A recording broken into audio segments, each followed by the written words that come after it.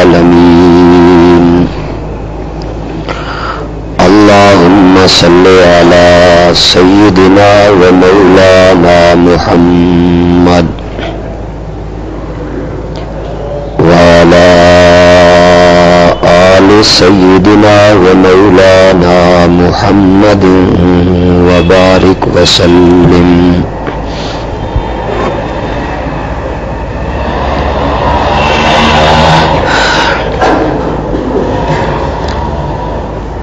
اس سے پہلے درس میں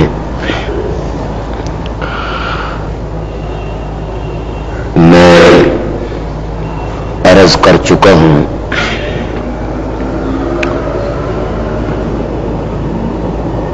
کہ انا اعطیناک الکوثر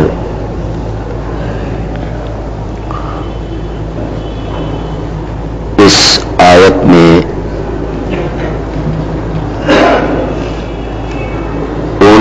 انعامات کا ذکر ہے جو انعامات اللہ رب العزت نے امام الانبیاء سرور کائنات حضرت سیدنا محمد الرسول اللہ صلی اللہ علیہ وسلم کی ذات گرامی پر فرمائے ہیں. دوسری آیت فصل لربک وانحر، اس میں آپ کو انعامات الہیہ پر شکر کرنے کی تلقین اور شکر کرنے کا حکم ہو رہا ہے. چنانچہ آپ نے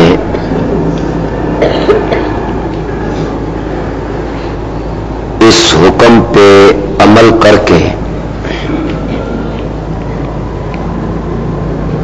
اللہ کا اتنا شکر کیا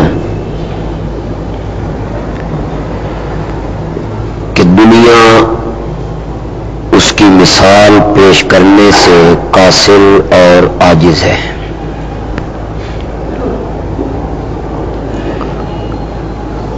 رات کا اکثر حصہ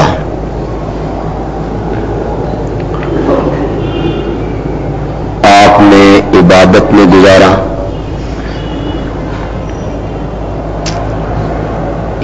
اس میں بڑا طویل قیام، بڑے لمبے رکوع، بڑے طویل سجدے،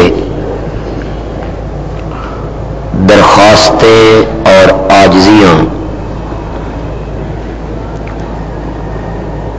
اپنے اللہ کے دربار میں پیش کی، حتیٰ کہ پاؤں مبارک سوج گئے، ان پہ ورم آ گیا. ام المومنین صدیقہ کائنات حضرت عائشہ صدیقہ رضی اللہ تعالی عنہا عرض کرتی ہیں کہ یا رسول اللہ، آپ تو امام الانبیاء ہیں، ختم نبوت کا تاج آپ کے سر پہ سجایا گیا، فخر الاولین والآخرین کے تمغے دیے گئے،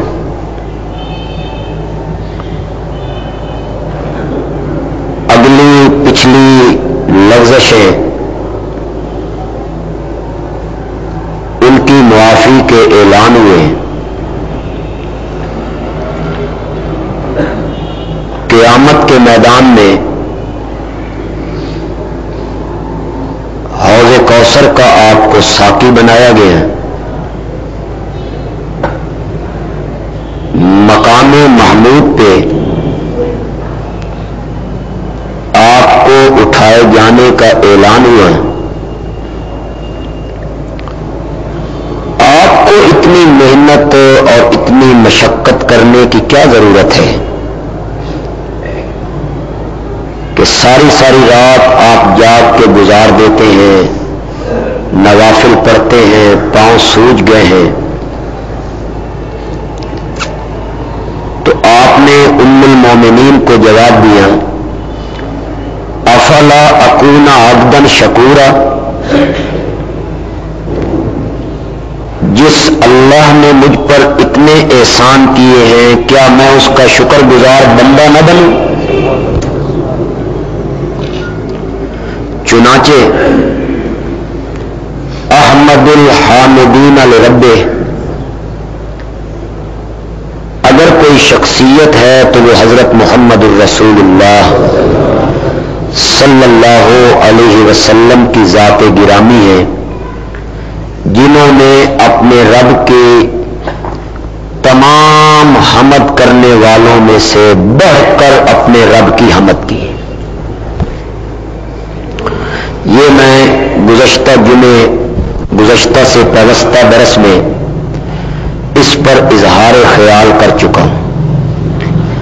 آج تو میں آپ کو ایک نئے طریقے سے دوسری آیت سمجھانا چاہتا ہوں۔ آپ کو یاد ہوگا سورت کوثر کے ابتدائی درس میں نے کہا تھا کہ پورے قرآن پاک میں 3 مضمون ہیں، اور ان 3 مضمونوں کو اللہ نے سورت کوثر کی 3 آیتوں میں بند کیا ہے۔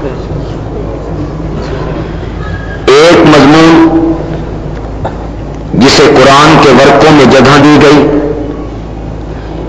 جس پہ بڑا زور صرف کیا گیا،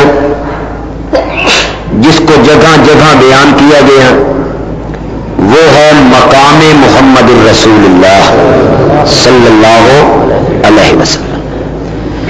میرے پیغمبر کا مقام کیا ہے، میرے پیغمبر کا ادب کیا ہے، میرے پیغمبر کا احترام کیا ہے، میرے پیغمبر کی شان، منزلت، مرتبت کیا ہے، اسے قرآن نے مختلف جگہوں پہ بیان کیا۔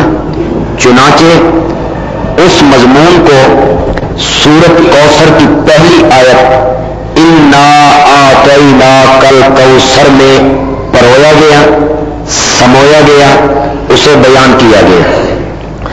دوسرا مضمون جسے قرآن کی 80 سورتوں میں بیان کیا، جس کو بہت زیادہ قرآن کے اوراق میں جگہ ملی، کوئی صفحہ اس سے خالی نہیں، کوئی سورت اس کے اشارے سے خالی نہ گزری، وہ مضمون ہے پیغام محمد الرسول اللہ صلی اللہ علیہ وسلم، کہ جس پیغمبر کو ہم نے اتنا مقام دیا، جس پیغمبر کو ہم نے اتنا مرتبہ دیا، جس پیغمبر کو ہم نے اتنی شان دی، جس پیغمبر کا ہم نے اتنا احترام مقرر کیا، جس پیغمبر کا ہم نے اتنا ادب ٹھہرایا کہ اگر اس کے سامنے آواز کسی کی بلند ہو جائے تو ہم اس کی زندگی کے اعمال برباد کر کے رکھ دیتے ہیں۔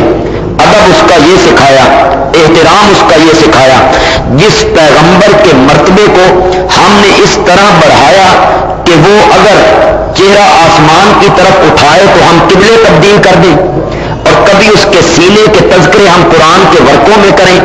اس پیغمبر نے لوگوں کو پیغام کیا دیا تھا، اس کا بیان کیا تھا، اس کی تقریر کا عنوان کیا تھا، یہ لوگوں سے کہنا کیا چاہتا تھا، یہ لوگوں سے منوانا کیا چاہتا تھا، کیا کہنا چاہتے تھے نبی پاک؟ یہ ہے پیغام محمد الرسول اللہ صلی اللہ علیہ وسلم۔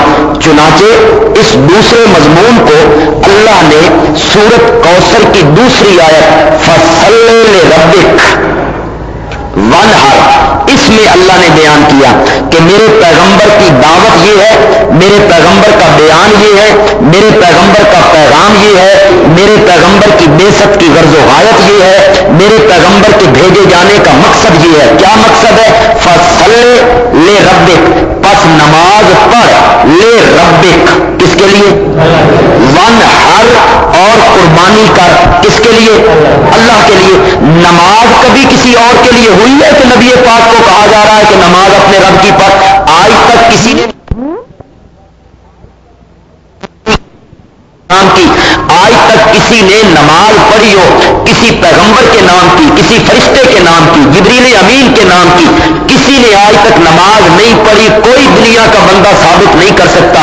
پھر نبی پاک کو یہ خطاب کیوں ہو رہا ہے؟ فصلی لربک، میرے پیغمبر آپ بھی نماز پڑھیں، لے ربک، کس کے لیے؟ اپنے پالن ہار کے لیے، اپنے مربی کے لیے، اپنے رب کے لیے آپ نماز پڑھیں۔ وانحر، اور قربانی کرے، کس کے لیے؟ اپنے رب کے لیے۔ اصل میں اللہ یہ کہنا چاہتے ہیں کہ نماز جو ہے اس کے اندر دو عبادتیں جمع ہیں، اس کے اندر ایک عبادت قولی جمع ہے، جیسے سبحانک اللہم وبحمدک وتبارک اسمک وتعالی جدک ولا الہ غیرک اللہ اکبر سمع اللہ لمن حمدہ سبحان ربی الاعلی سبحان ربی العظیم۔ ایک نماز کے اندر ہے عبادت قولی، جس کا تعلق انسان کی زبان سے ہے، قول سے ہے، قرار سے ہے، اس کو قولی عبادت کہتے ہیں۔ اور نماز میں دوسری عبادت ہے بدنی، ہاتھ کا باندھنا، رکوع کا کرنا، سجدے کا کرنا، اتحیات میں بیٹھنا، سلام کا پھیرنا، اس کو کہتے ہیں بدنی جسمانی بدنی عبادت۔ نماز کے اندر دو عبادتیں ہیں، وانحر، اور قربانی کے اندر مالی عبادت ہے، پیسہ خرچ ہوتا ہے، رقم لگتی ہے، دولت خرچ ہوتی ہے، وہ مالی عبادت ہے جس کا تعلق دولت سے ہے، مال سے ہے۔ اللہ اپنے پیغمبر کو کہنا چاہتے ہیں میرے پیغمبر آپ امام الانبیاء ہیں، سرور کائنات ہیں، اس کے باوجود قولی، بدنی اور مالی تینوں قسم کی عبادتیں لربک، کس کے لیے ہوں گی؟ یہ کہنا چاہتے ہیں اللہ۔ یہ ہے پیغام محمد الرسول اللہ کہ عبادت اگر اس کائنات میں ہوگی تو صرف اور صرف کس کی ہوگی؟ چاہے وہ عبادت قولی ہو، چاہے وہ عبادت بدنی ہو، چاہے وہ عبادت مالی ہو، اس عبادت کا تعلق انسان کی زبان سے ہو وہ بھی رب کے لیے، جو عبادت کا تعلق انسان کے بدن کے ساتھ ہو وہ بھی لے ربک، اور جس عبادت کا تعلق انسان کے مال کے ساتھ ہو وہ عبادت بھی لے ربک۔ یہ ہے پیغام محمد الرسول اللہ فصلی لربک وانحر، کہ عبادت اس کائنات میں ہوگی تو صرف اور صرف کس کی ہوگی؟ بولیے کس کی ہوگی؟ اور یہ پیغام صرف نبی پاک کا پیغام نہیں ہے، سارے نبیوں کا یہی پیغام ہے۔ نکالیے ذرا قرآن پاک کی ایک آیت، صفحہ نمبر ہے 292، صفحہ نمبر ہے 292، اور سورت کا نام ہے سورت الانبیاء، 17 پارہ ہے، 292 صفحہ ہے، سورت کا نام ہے سورت انبیاء۔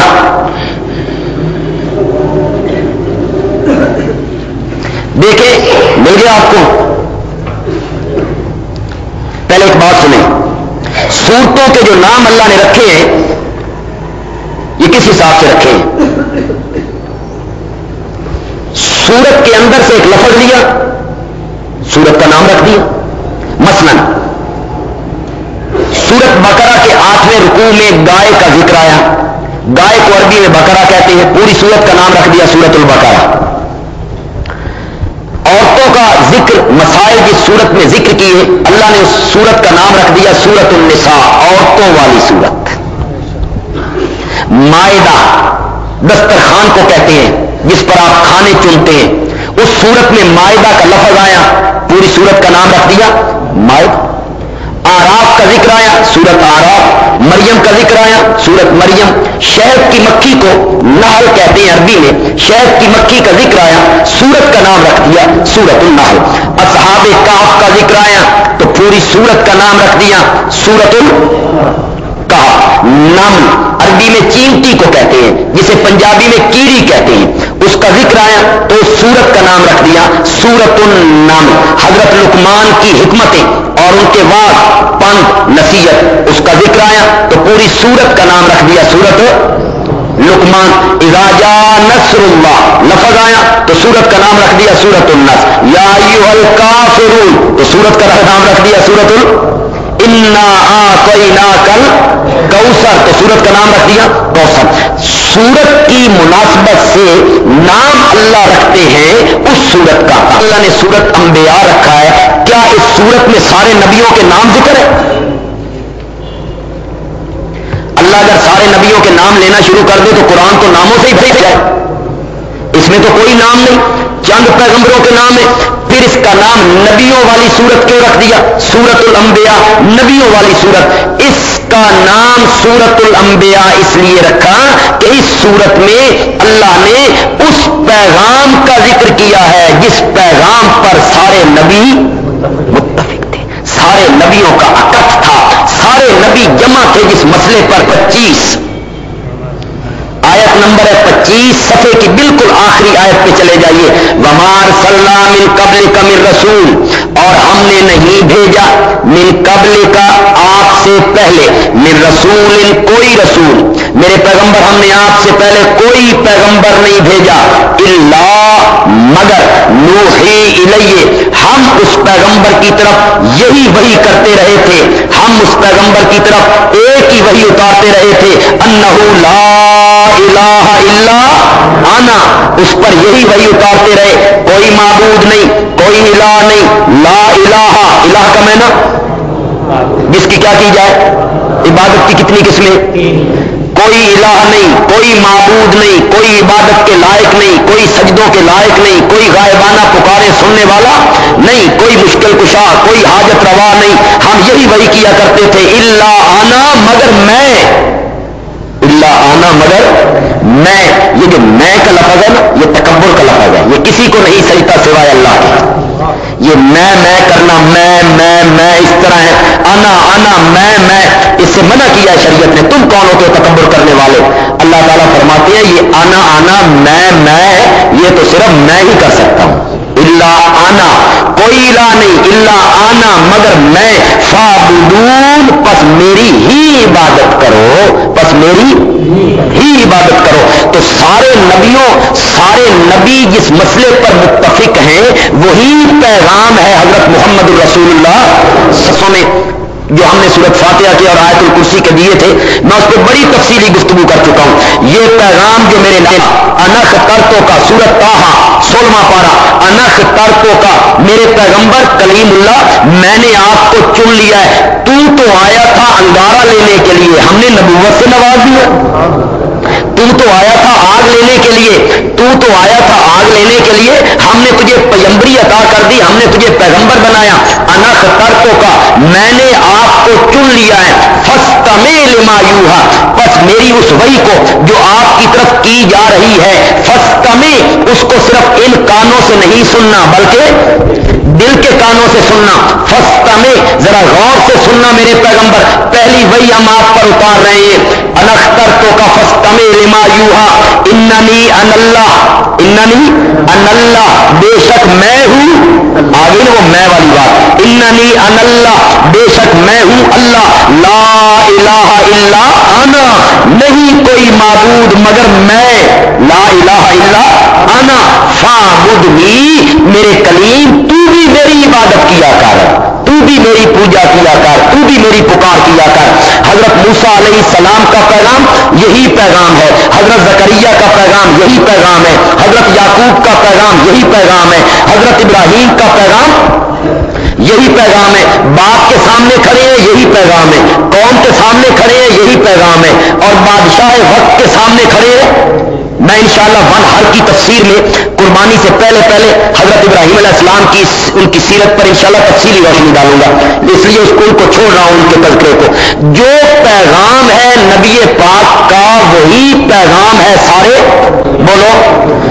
نبیوں کا۔ حضرت عیسیٰ علیہ السلام کا وہی پیغام، حضرت یوسف علیہ السلام کا جیل کی تنگ و تاریک کوٹری میں وہی پیغام تھا۔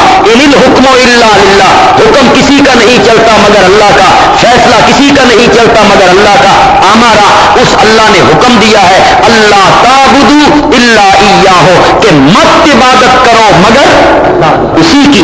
اللہ تعبدوا الا ایاہ ذالک الدین القیم، یہی ہے دین قیم، یہی ہے دین سیدھا، یہی ہے راستہ سیدھا کہ صرف اور صرف عبادت کی جائے تو کس کی عبادت کی جائے، یہی پیغام ہے۔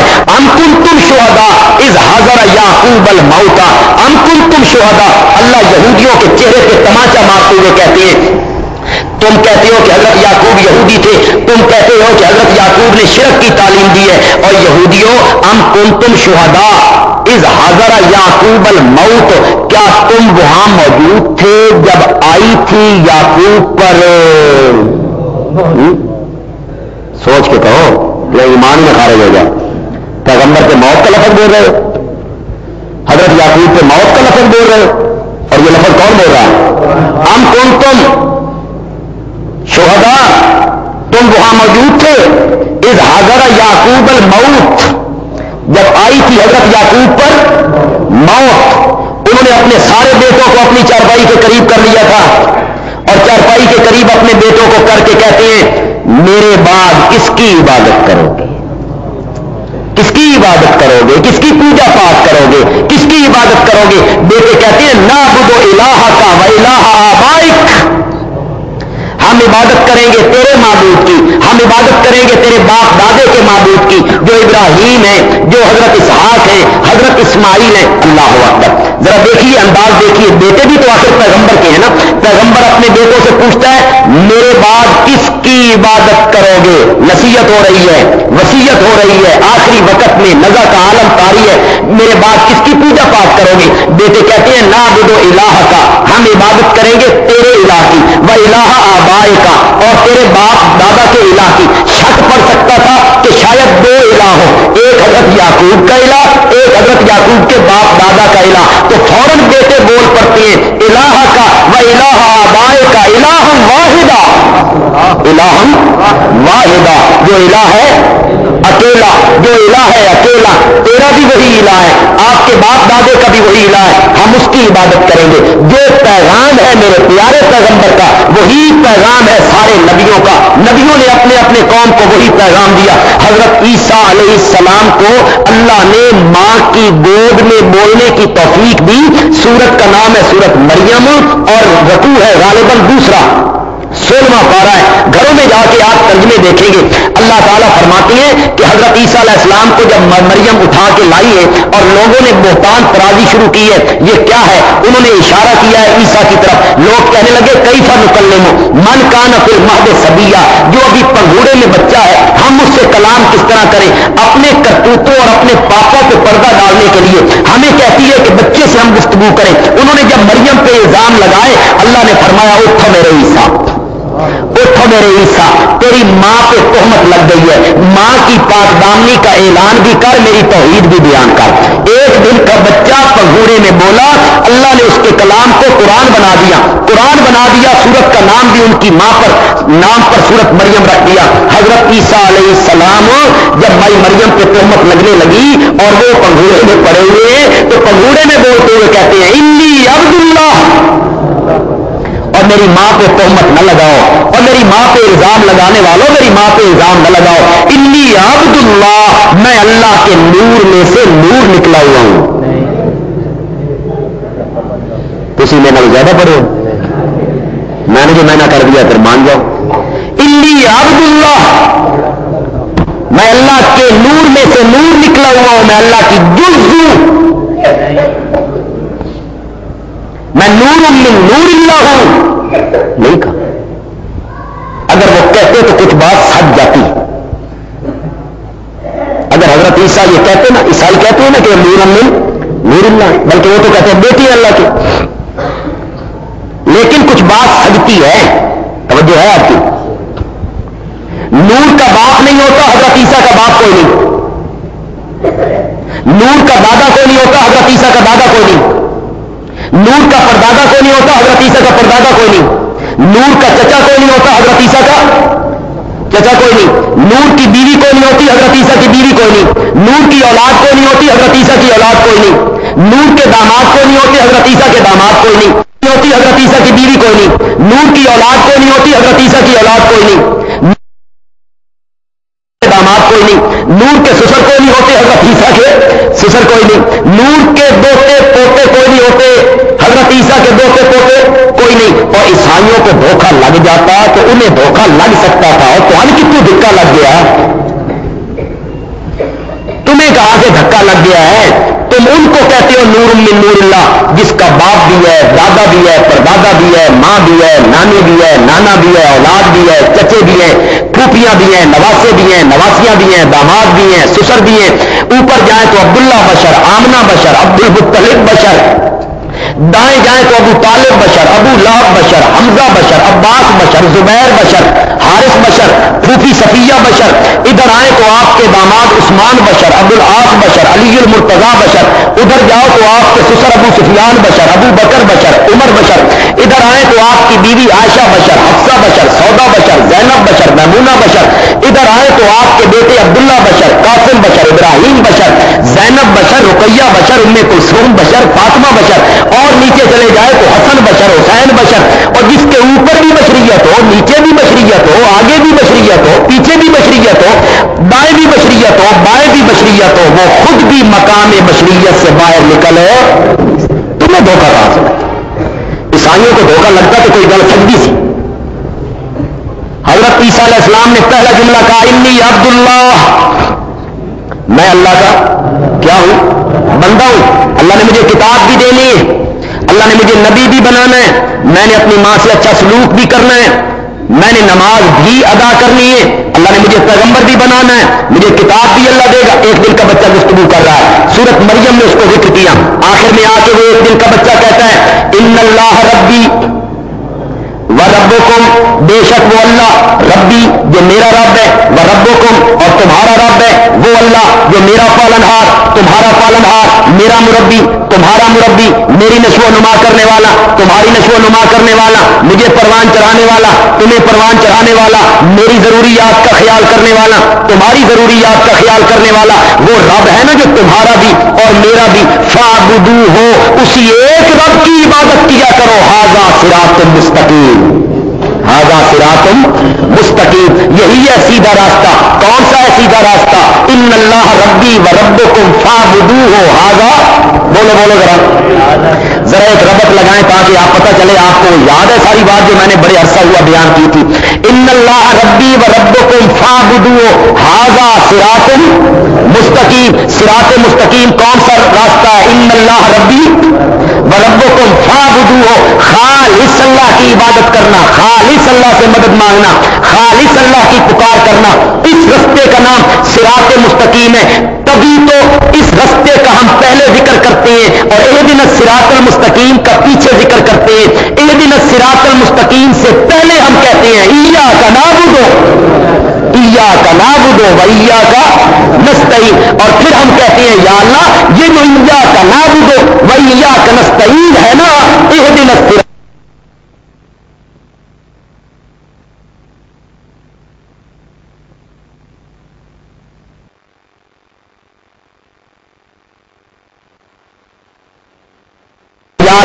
یہ جو ایاک نعبد و ایاک نستعین ہے نا، اہدنا الصراط، یہ ہے سیدھا رستہ، یہ ہے صراط مستقیم. حضرت عیسیٰ نے اسی کو صراط مستقیم کہا تھا. میں کہنا یہ چاہتا ہوں کہ فصل لربک وانحر، اس میں پیغام مصطفیٰ کا ذکر ہے، اور جو پیغام میرے پیارے پیغمبر کا تھا وہی پیغام سارے نبیوں کا، وہی پیغام ہے قرآن کا. ایاک نعبد و ایاک نستعین فادعوا اللہ مخلصین لہ الدین واذا سالک عبادی انی فانی قریب اجیب دعوت الداع اذا دعان فلیستجیبوا لی ولیؤمنوا بی وقال ربکم ادعونی استجب لکم ان الذین یستکبرون عن عبادتی سیدخلون تدخلون جہنم داخرین قال ربکم، اور لوگوں تمہارا رب کہتا ہے ادعونی، صرف مجھے پکارو، صرف مجھے پکارو، استجب لکم، میں تمہاری پکارے سنتا بھی ہوں، تمہاری پکارے قبول بھی کرتا ہوں۔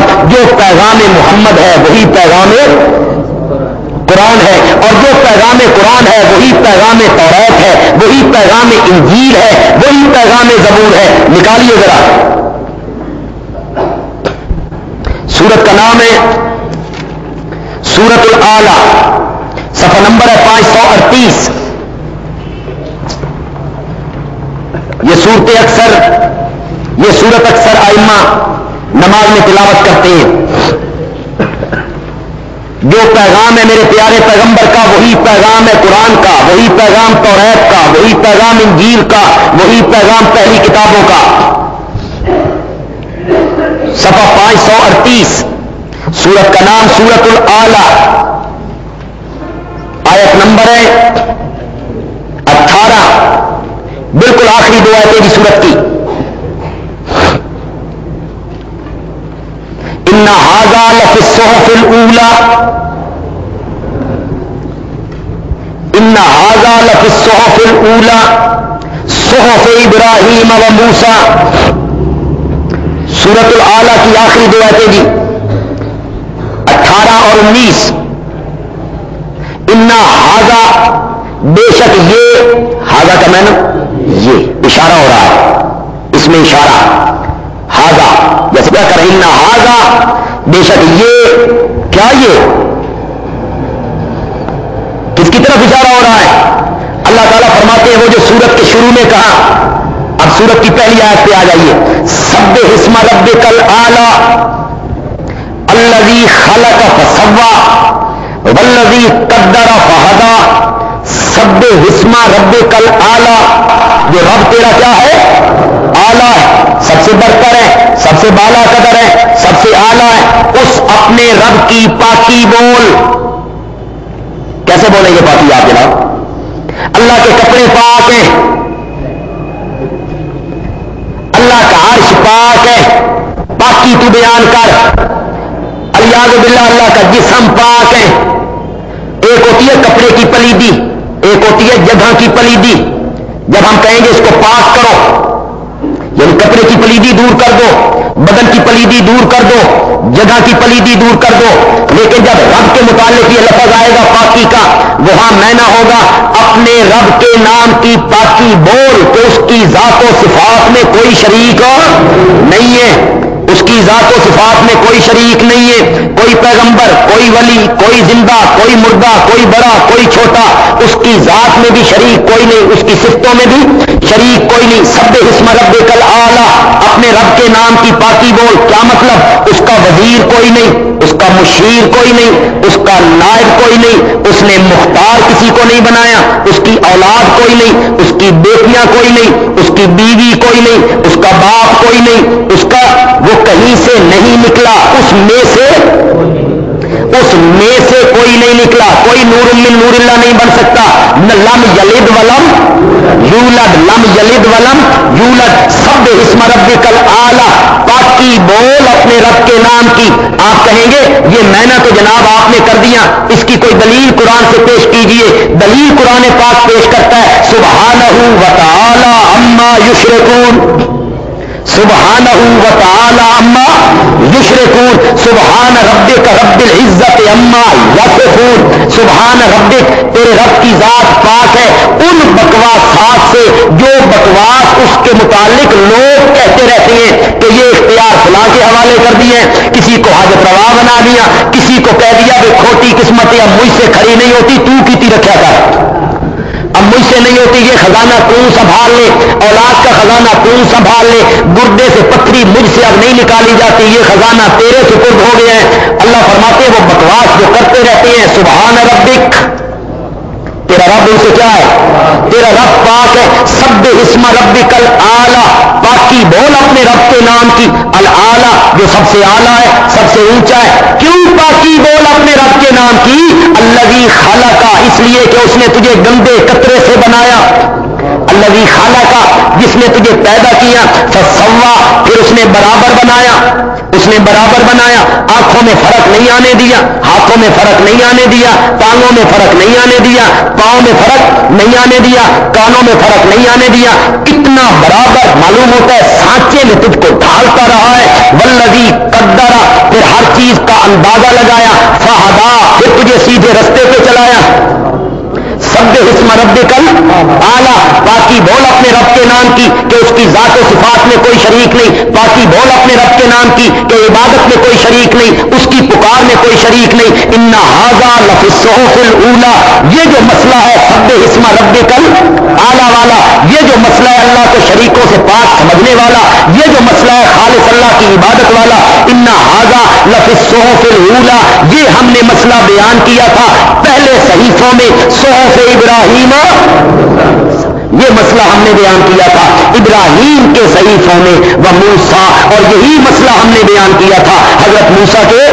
صحیفے فصلی لربک وانحر اس میں ذکر ہوا کس عنوان کا پیغام محمد الرسول اللہ صلی اللہ علیہ وسلم تو میں نے ثابت یہ کیا کہ جو پیغام میرے پیارے پیغمبر کا ہے وہ پیغام میرے صرف پیارے پیغمبر کا نہیں سارے نبیوں کا بھی وہی پیغام ہے توریت انجیل کا بھی وہی پیغام کیا پیغام تھا قولی بدنی مالی تینوں قسم کی عبادتیں کرنی ہے تو کس کے لیے کرنی ہے ابھی آپ نے نماز پڑھی انشاءاللہ عشاء کی نماز بھی آپ پڑھیں گے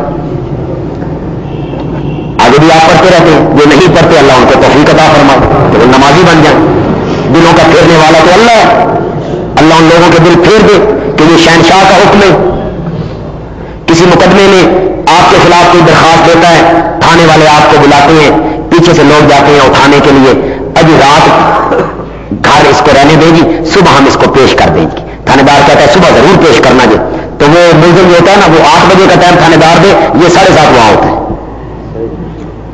پیشی ہوتی ہے اس کی اللہ تعالیٰ بھی کتنے پیار سے تجھے بلاتا ہے حی علی الصلاح حی علی الصلاح پھر صاحب کہتا ہے حی علی الفلاح حی علی الفلاح یہ فلاح کا رستہ ہے کامیابی کا رستہ ہے نجات کا رستہ ہے تھانے دار کے کہنے پر پابند ہو جاتے ہو جس نے پیدا کر کے روزی دی ہے اس کے حکم کے پابند نہیں بنتے اس لیے کہ وہ ڈنڈا لے کے نہیں کھڑا ہے تو قیامت کے دن تو پھر حساب چکانے پڑیں گے اور مواحد بندہ ہو اور مواحد بندہ نمازی نہ ہو توحید کیا وہ کہتا ہے میں مواحد ہوں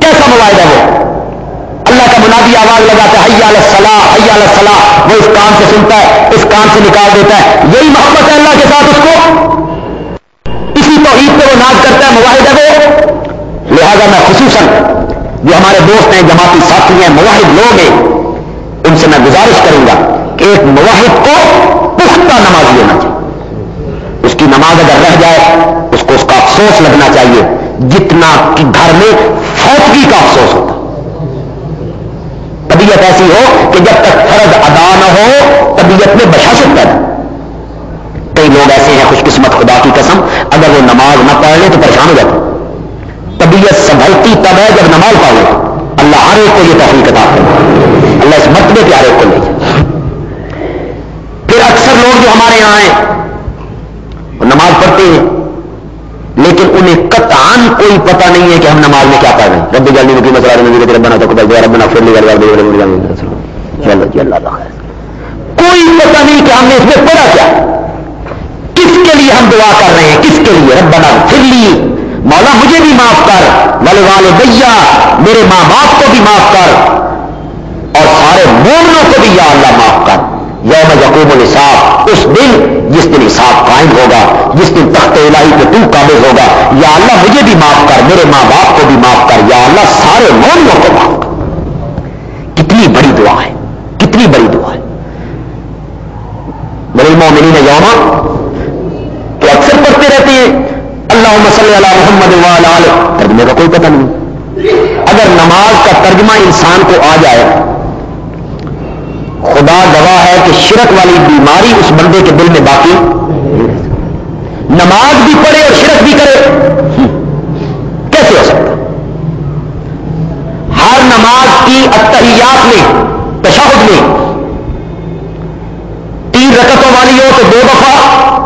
2 رکعتوں والی ہو تو 1 دفعہ آپ وہ عبارت پڑھتے ہیں التحیات للہ والصلوات والطیبات السلام علیکہ ایھا النبی ورحمۃ اللہ وبرکاتہ السلام علینا وعلی عباد اللہ الصالحین اشہد ان لا الہ الا اللہ واشہد ان محمدا. یہ کیا ہے؟ لوگ کہتے ہیں کہ السلام علیکم ایھا النبی پڑھ رہے ہو، اگر وہ سلام نہیں سنتے تو تم سلام کیوں پڑھ رہے ہو؟ یہ بھی اشکال لوگوں کے ذہن میں. چلو آج یہ بھی حل کریں. یہ جتنی عبارت آپ تحیات میں پڑھتے ہیں نا، یہ اصل میں وہ مکالمہ ہے، مکالمہ جو معراج والی رات میں نبی پاک اور اللہ کے درمیان ہوا. سمجھ آ گئی آپ؟ یہ اصل میں کہاں بات چیت ہو رہی ہے؟ کن کے درمیان؟ اللہ نے اس عبارت کو اور اس مکالمے کو ہمارے نماز کا حصہ بنا لی. میں اب آپ کو اس کی مثال دیتا ہوں. قل یا ایھا الکافرون پڑھتے ہو کہ نہیں پڑھتے ہو؟ کیا مطلب ہے اس کا؟ کافر حاضر نہ کریں پھر یا ایھا الکافرون کیوں کہتے ہیں؟ اے کافروں، اے کافروں کیوں کہتے ہو؟ آپ یہی کہیں گے کہ اصل میں یہ اس وقت سورت اتری تھی جب کافروں کو اس کو ہم نقل کر رہے، اس عبارت کو اور مکالمے کو ہماری نماز کا حصہ بنا دیا گیا. جب معراج والی رات میں نبی پاک اللہ کے قریب پہنچے، اللہ نے فرمایا میرے لیے کیا تحفہ لائے ہو؟ تو نبی پاک نے 3 تحفے پیش کیے اللہ کے دربار میں. التحیات للہ والصلوات والطیبات. کتنے تحفے؟ التحیات للہ، میری قولی عبادتیں، جس عبادت کا تعلق زبان سے ہے، قول سے ہے، دعا پکار. التحیات للہ، میری قولی عبادتیں کس کے لیے ہوگی؟ اللہ کے لیے، ایک تحفہ. والصلوات، اور میری بدنی عبادتیں، رکوع، سجدہ، قیام، التحیات میں بیٹھنا، یہ بھی کس کے لیے ہوگی؟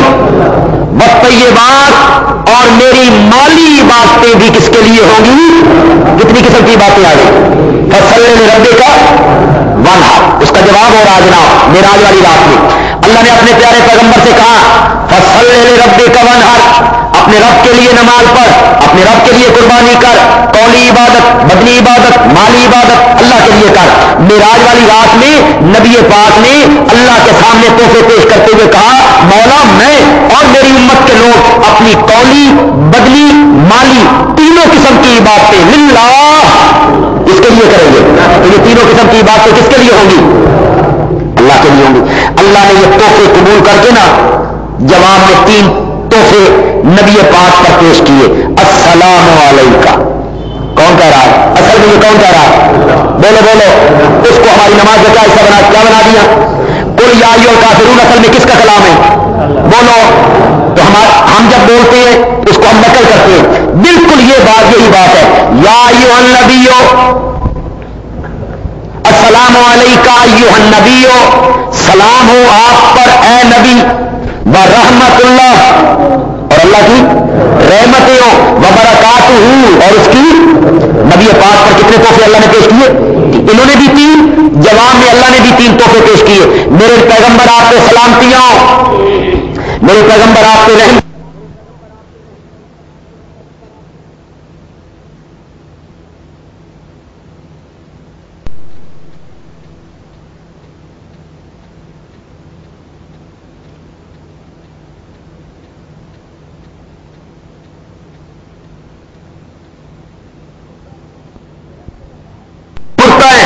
یہ رب کے دربار میں اور مکالمہ ہو رہا ہے. حضرت موسیٰ علیہ السلام کو تجلی دیکھ کے بھی ہوش ہو گئے، لیکن جب اللہ نے اپنے پیغمبر کو انعامات کی بارش برسائی، السلام علیکہ ایھا النبی ورحمۃ اللہ وبرکاتہ، میرے پیارے پیغمبر تجھ پر میری سلامتیاں، تجھ پر میری رحمتیں، تجھ پر میری برکتیں، تو جھولیوں میں یہ رحمتیں اور سلام سمیٹ کے نبی پاک واپس نہیں پلٹے، عرش کے قریب کھڑے ہو کر اپنی امت کو نہیں بھولے، آگے سے نبی پاک کہتے ہیں السلام علینا، میرے اللہ صرف مجھ پہ سلامتی نہیں، ہم سب پہ سلامتی، السلام علینا، سلام ہو ہم پر، السلام علینا، سلام ہو ہم پر، وعلی عباد اللہ، وعلی، یہ اب کس کا کلام ہے؟ بولو، آج آپ کو طیاب کی صحیح سمجھ آئی ہوگی انشاءاللہ۔ السلام علینا، سلام ہم پر، وعلی عباد اللہ الصالحین، علی عباد اللہ الصالحین، اور اللہ کے تمام نیک بندوں پر سلام ہو، اللہ کے تمام نیک بندوں پر سلام ہو۔ آگے سے اللہ نے فرمایا نیک بندے وہ ہیں جو اس بات کی گواہی دیتے ہیں کہ میرے سوا معبود کوئی نہیں، وان محمدًا عبدہ، اور اس بات کی گواہی دیتے ہیں کہ محمد اللہ کے بندے پہلے ہیں، وہ ہیں عباد اللہ الصالحین۔ اب ایک اور مسئلہ حل کرتا چلا جاؤں، توجہ کیجیے ذرا، مولوی تو آپ کو اختلافات کے رولے 65 دن میں بالکل صاف صاف بات کرنے کا آدمی ہوں۔ لوگ کہتے ہیں یہاں سے اب سلام پڑھتے ہیں تو پہنچتا کس طرح ہے؟ نبی پاک کو سلام کس طرح پہنچتا ہے؟ کیا نبی پاک کو بتایا جاتا ہے قبر پہ یا رسول اللہ فلاں نے سلام پڑھا ہے، فلاں نے سلام پڑھا ہے، فلاں نے سلام پڑھا ہے، فلاں نے درود پڑھا ہے، فلاں نے درود پڑھا ہے، فلاں نے درود پڑھا ہے؟ لوگوں نے یہ سمجھا بیچاروں نے کہ آپ کو بتایا جاتا ہے، لیکن میں آپ سے پوچھتا ہوں اس دنیا میں 24 گھنٹوں کے اندر کوئی منٹ یا سیکنڈ ایسا خالی گزرا ہے آج تک جس میں کسی نہ کسی جگہ پہ کوئی نہ کوئی بندہ درود نہ پڑھ رہا ہو؟ کیوں بھائی؟ 17 لاکھ آدمی کعبے کے گرد گرد نماز پڑھ رہے ہیں، ایک منٹ میں درود پڑھ رہے ہیں 17 لاکھ آدمی ایک منٹ میں۔ ان 17 لاکھ کے نام لے کے نبی پاک کو بتائے جاتے ہیں، پھر دنیا کے خطوں میں لوگ پڑھ رہے ہیں، اور ادھر سے وہ لوگ ہمارے دوست کہتے ہیں کہ نبی پاک قبر میں نماز بھی پڑھتے ہیں، ادھر سے نبی پاک کو فرصت ملے گی درود والے نام سننے سے تب نماز کریں گے نا، پھر نماز کس وقت پڑھتے ہیں؟ ہر وقت بتایا جاتا ہے فلاں درود پڑھ رہا ہے، فلاں درود پڑھ رہا ہے، فلاں، پھر جب ہم یہ کہتے ہیں کہ یہ مطلب نہیں ہے پہنچنے کا، تم غلط سمجھے ہو، تو جواب میں کہتے ہیں پھر بتاؤ کیسے پہنچتا ہے؟ تو میں اب بتانے لگا ہوں۔ السلام علینا، سلام ہو ہم پر، والا، اور اللہ کے تمام نیک بندوں پہ سلام ہو۔ غور کرنا میری اس بات کو پکڑ لو، کوئی مولوی بات کرے تو اس کو جواب دینا ہے آپ نے، ایسی دلیل آپ کے ہاتھ میں دے رہا ہوں، کوئی مولوی نہیں بولے گا انشاءاللہ۔ سلام ہو ہم پر، والا عباد اللہ، جتنے اس دنیا میں بندے رہتے ہیں صالح سب پہ سلام ہو۔ نبی پاک نے فرمایا جب کوئی نمازی اپنی نماز میں یہ جملے دہراتا ہے السلام علینا وعلی عباد اللہ الصالحین، آپ نے فرمایا اس زمین کے کسی کونے میں بھی کوئی مومن موجود ہو تو اس کا سلام اس کو پہنچ جاتا ہے، اس کا سلام اس کو، بولو اس بندے کا سلام اس مومن کو، تو پتہ تے نال والے بھی کوئی نہیں ہوتا کہ بھائی جو ساتھ بیٹھ کے پڑھ رہا ہے السلام علینا وعلی عباد اللہ الصالحین، آپ کے قریب بیٹھ کے پڑھ رہا ہے، آپ کو پتہ ہوتا ہے کہ یہ پڑھ رہا ہے تو آپ کو بتایا جاتا ہے کہ یہ سلام کر رہا ہے آپ کو، تو نبی پاک نے فرمایا مومن دنیا کے جس خطے میں ہو اس پڑھنے والے کا سلام اس کو پہنچ جاتا ہے، اسی طرح نبی پاک کو بھی ہمارا سلام پہنچ جاتا ہے۔ سلام پہنچنے کا مطلب یہ ہے کہ دعا کرنے والے کو نیکیاں مل جاتی ہیں، جس کے لیے دعا کی جاتی ہے اللہ اس کے درجے اور بلند کر دیتا ہے، یہ مطلب ہے پہنچنے کا۔ جو تم نے لوگوں کو پٹی پڑھا رکھی ہے نا جھوٹی روایتیں گھر گھر کے کہ نام لے کے بتایا جاتا ہے، نام لے کے بتایا جاتا ہے، اور لوگوں بتاؤ وفات کے بعد تو نبی پاک کے درود پہنچتا ہے، زندگی میں نہیں پہنچتا تو کیا خیال ہے آپ کا؟ کیا خیال ہے آپ کا؟ زندگی میں درود صحابہ پڑھتے تھے تو نبی پاک کو وہ درود نہیں پہنچتا تھا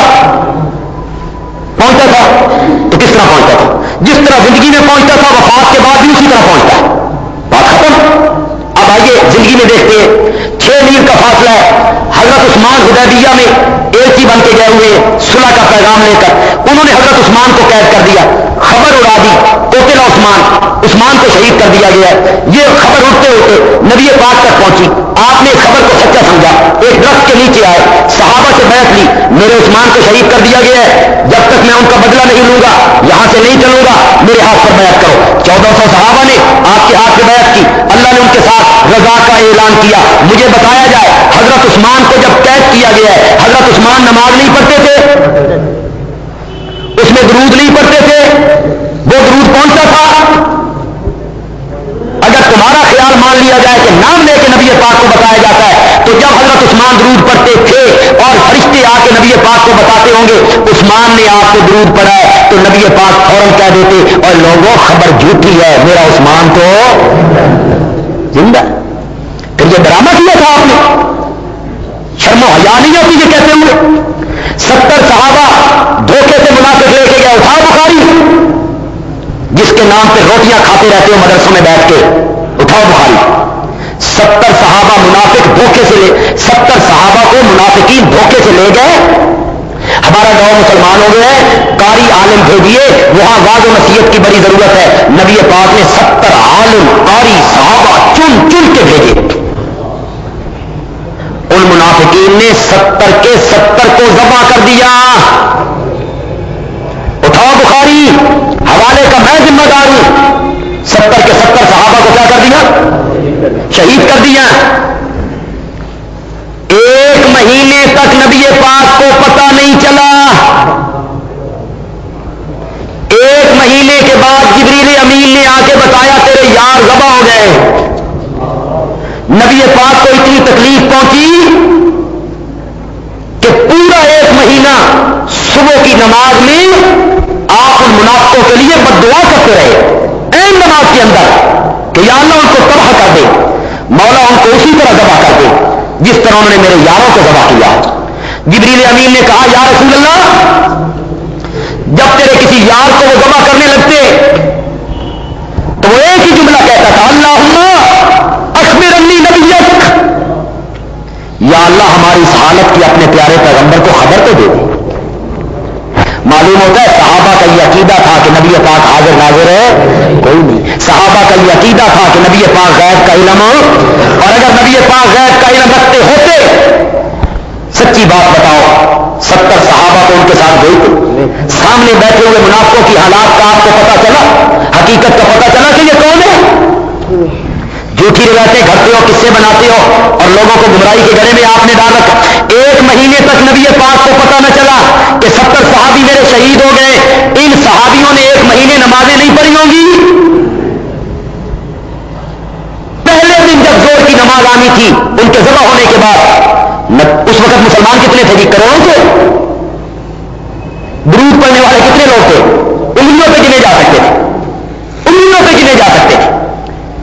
جو ہی زور کا وقت ہوتا نبی پاک کہتے اور لوگوں وہ جو 70 صحابی میں نے بھیجے ان کا درود نہیں پہنچا۔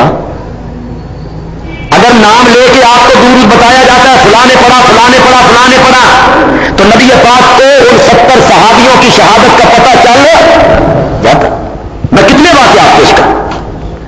مسجد نبوی کی جھاڑو دینے والی فوت ہو گئی، ایک روایت میں آیا وہ مرد تھا وہ فوت ہو گیا، ہو سکتا ہے 2 واقعات ہوں۔ صحابہ نے معمولی واقعہ سمجھا، راتوں رات ہی دفن کر دیا، نبی پاک کو بتایا ہی نہیں کہ کیا تکلیف دینی ہے آپ کو۔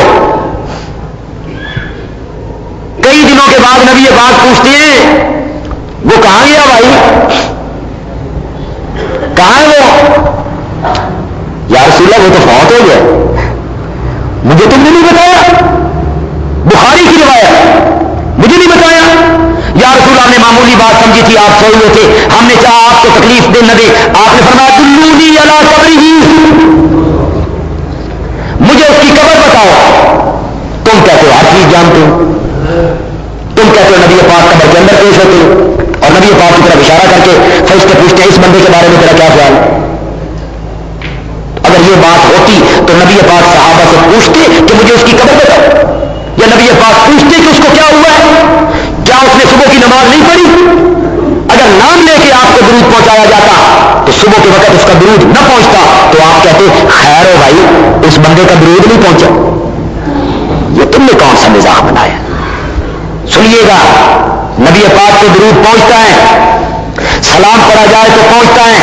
اس درود و سلام کے پہنچنے کا مطلب یہ ہے کہ پڑھنے والے کو اللہ 10 درجے جنت میں بلند کر دیتا ہے، 10 نیکیاں دیتا ہے، 10 گناہ جھاڑ دیتا ہے.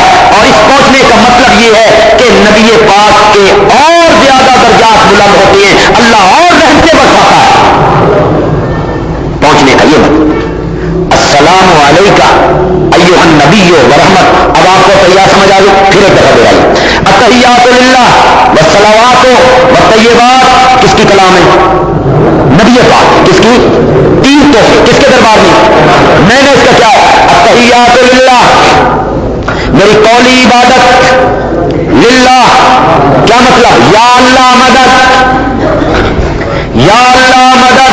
یہ قولی عبادت ہے، قولی عبادت ہے. میں یا علی مدد نہیں کہوں گا، میں یا نبی مدد نہیں کہوں گا. مدد مانگنی ہے تو صرف قولی عبادت اللہ کے لیے، والصلوات ہو بدنی عبادت اللہ کے لیے، والطیبات ہو اور مالی عبادت بھی. یہ کس کا کلام ہوا؟ نبی پاک کا. کس جگہ؟ معراج والی رات میں. کس کے سامنے؟ کتنے تحفے؟ اللہ نے جواب میں 3 تحفے پیش کیے. السلام علیکہ ایھا النبی ورحمت اللہ و ہمارے محسن پیغمبر نے، میرے مشفق پیغمبر نے، ہمارے شفیق پیغمبر نے یہ برداشت نہ کیا کہ مجھ پر تو سلامتی ہو، میری امت محروم رہ جائے. آگے سے نبی پاک کہتے ہیں السلام علینا، سلام و ہم پر وعلی عباد اللہ، اور اللہ کے تمام نیک بندوں پر سلام پہنچے.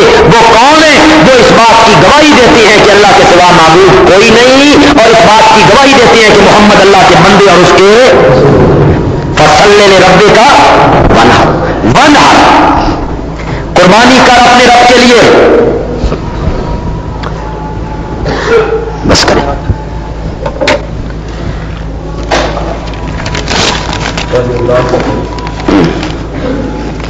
ایک شخص نے اپنی بیوی کو بغیر وقت 3 طلاقیں دی. علماء کرام سے رابطہ کرنے والوں کو دوبارہ واپسی کی کوئی صورت نہیں. بعد ازاں سامان جہیز وغیرہ لڑکی والوں کو واپس دے دیا گیا. اسی اسلام میں تقریباً 1 سال کا عرصہ گزر چکا. اب سال گزرنے کے بعد دونوں باہم رضامندی سے اکٹھے ہو گئے. لڑکے والے لڑکی کو اپنے گھر لے گئے. اب وہ باقاعدہ طور پر میاں بیوی کی حیثیت سے رہ رہے ہیں. شریعت اسلامی میں لوگوں کے ساتھ کیسا برتاؤ کا حکم ہے؟ یہ زنا ہو رہا ہے. جتنی اولاد پیدا ہوگی وہ غلط زنا ہوگی. اور جو برادری کے لوگ ہیں، اہل محلہ ہیں، ان کو چاہیے کہ وہ ان میاں بیوی سے بائیکاٹ کر دیں. بولنا، لینا، دینا، بول چال سب بند کر دیں، ورنہ اگر اللہ کا عذاب آیا تو ان کے ساتھ یہ بھی رگڑے جائیں گے. اللہ کے غضب سے ڈرنا چاہیے. یہ زبان کے معاملات ہیں. بیوی کے لیے بندہ عقیدہ چھوڑ دے، مسلک بدل لے، اور ایک غلط بات کو صحیح کہے، بالکل غلط ہے. یہ جو پیسے لے کے 500 روپئے لے کے فتوے جاری ہوتے ہیں. ایک بندے نے کہا میرے کو 500 کوئی نہیں سکتا، تو 300 دے چھٹ. 1 طلاق کا 100، تیریا 3 طلاق کا 1 بنانی نے، تو چل 300 دے دے. یہ بالکل غلط ہے. ان برادری والوں کو بلانا چاہیے لوگوں کو، اور اس کا بائیکاٹ کرنا چاہیے. ایک حدیث کا مفہوم ہے کہ تم اللہ پر توکل کرو گے تو اللہ تمہیں اس طرح روزی دے گا جس طرح پرندوں کو دی جاتی ہے. تشریح فرماؤ. تشریح تو بالکل ظاہر بات ہے کہ اللہ تعالیٰ جس طرح ان کو روزی دیتا ہے تمہیں بھوکا نہیں مارے گا، اگر یہ حدیث ہے تو، ورنہ میرے ذہن میں نہیں ہے. ایک شخص جس کو معلوم ہے کہ امام کے پیچھے سورۃ فاتحہ نہیں پڑھنی، لیکن وہ شخص پھر بھی پڑھتا ہے، کیا اس کی نماز ہو گئی یا نہیں؟ مکروہ ہے جی امام کے پیچھے سورۃ فاتحہ کا پڑھنا.